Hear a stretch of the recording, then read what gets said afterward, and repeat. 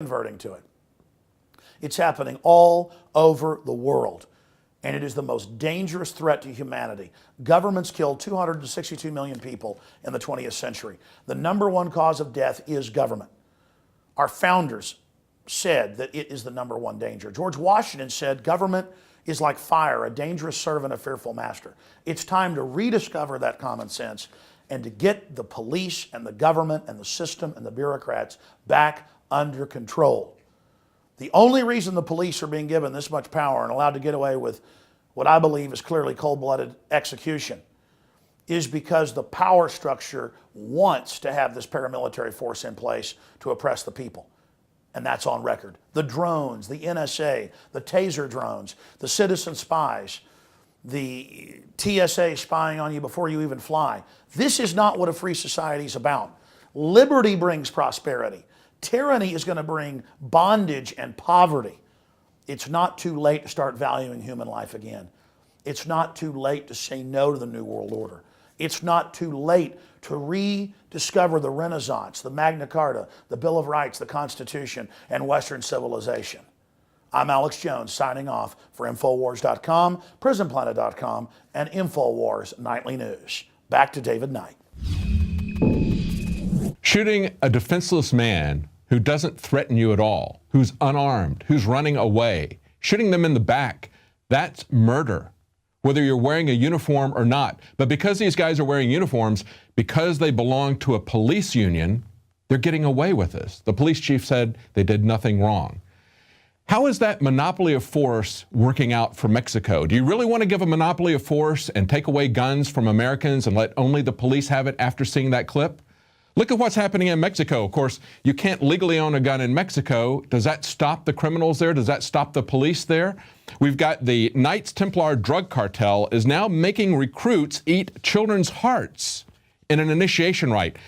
We reported last week about pedophile rings in the UK, in the UN, in the US, Democrats, Republicans, pervasive with leaders, covered up by the media, covered up by criminal investigators in Scotland Yard and elsewhere.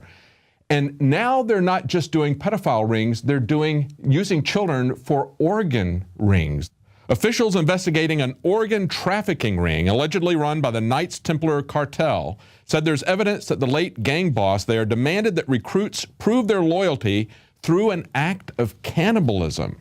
Now, how are they stopping this? Is it the federales? Is it the local police? No.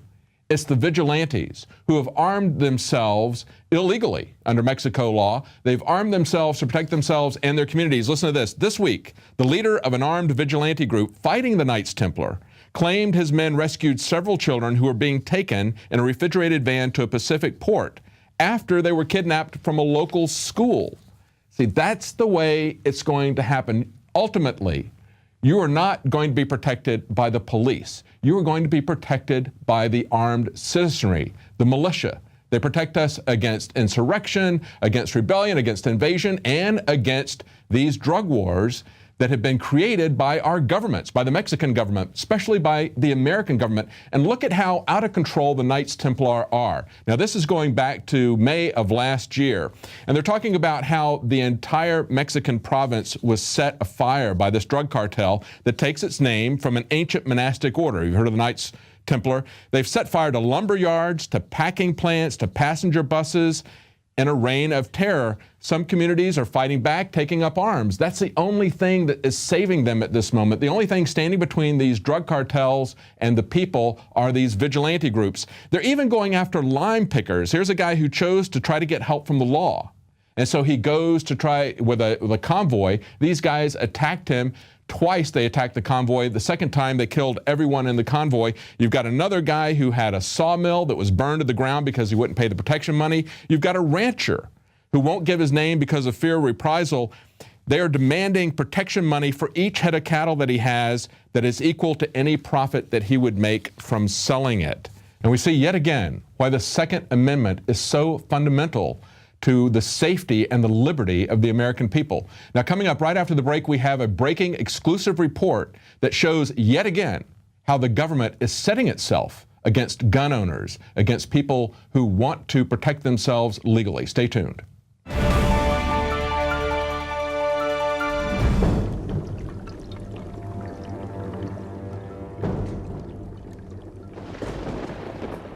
My friends, we have done it. With Dr. Group's help, we have developed the ultimate male vitality supplement with 8 concentrated super herbs. This is the answer to the globalist war on male vitality with the estrogen mimickers they've added to the food and the water supply. And now our test pilot, our Chuck Yeager, Dr. Edward Group, is here to test his greatest invention. Doctor? Thank you, Alex. I will now take 2 droppers to test this ultimate male vitality formula.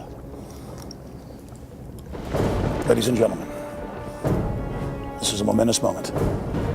Thank you, Dr. Group.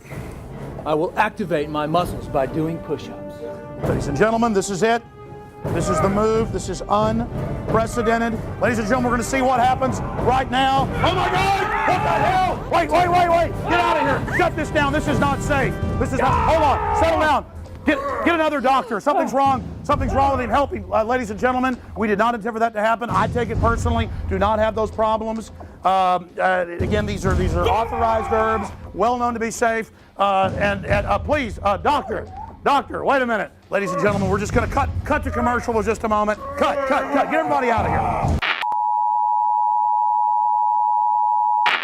here. Super male vitality. It's awesome. Just not this awesome. Oh my God! What the hell? Ladies and gentlemen, the dramatization you've just seen is just that. It is satire to illustrate in a satirical way the incredible power of super male vitality. It will not turn you into Conan the Barbarian, but it will help block some of the estrogen mimickers and reportedly let your glands produce the natural hormones your body needs. It also does have some other side effects in the human testing that we discovered, ladies and gentlemen. I'm about to illustrate right now what that is. Let's see if I can do it again. It takes some focus. Up, and away!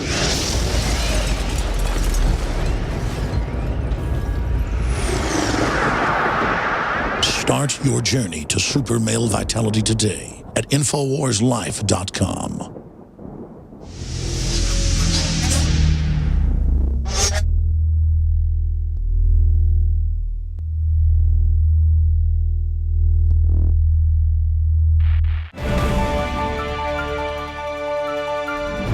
Now, how many times does the federal government have to declare who they perceive to be the enemy before the American people start to believe them? In an exclusive breaking report today from Paul Joseph Watson, we see that Homeland Security exercises are targeting, quote, free Americans against socialist tyranny. A leaked Homeland Security documents obtained by INFOWARS reveal details of a joint DHS-FEMA national exercise set to take place this week. One of the components of which revolves around an effort to counter online dissent by a group that's called, quote, Free Americans Against Socialist Tyranny. That's the name they give their opposition, which is a disgruntled group that's about the imposition of martial law after an earthquake in Alaska. Now, this is a document that was leaked by an individual that's associated with Stuart Rhodes's Oath Keepers organization. It was marked as exclusive, intended for U.S. Department of Homeland Security trusted agents only, disseminated on a need-to-know basis. We see yet again they are identifying people who want to be free, want to have a limited government, people who are opposed to socialist tyranny. Does that mean then that the government sees itself as a socialist tyranny? This is just amazing that they would name the group that.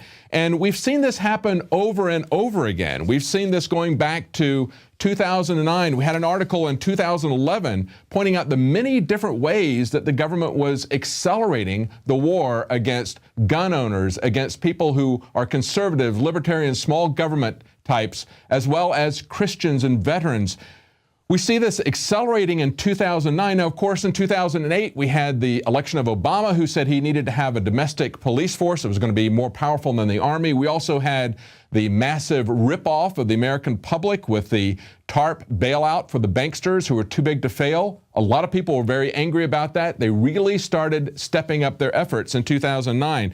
And as I pointed out in this article, back in 2011 at InfoWars, we had End the Fed protests that were being monitored by the U.S. Army. We also had Janet Napolitano standing by a statement she made in April of 2009 saying that they think that vets were likely domestic terrorists. And then just a month later, the New York Times reported about how Boy Scout explorers are being trained by the Department of Homeland Security to, quote, kill disgruntled Iraqi war vets in terrorist drills. But there's a little bit of a different twist to this one this time.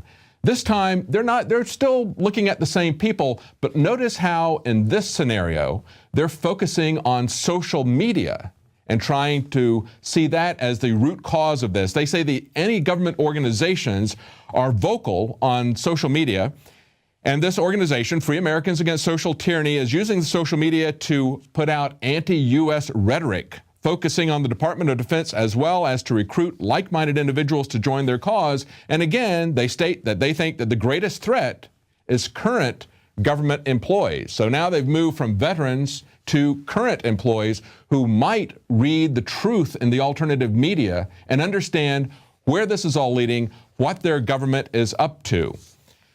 Now, we see this reflected this weekend in what happened to Mark Dice's channel.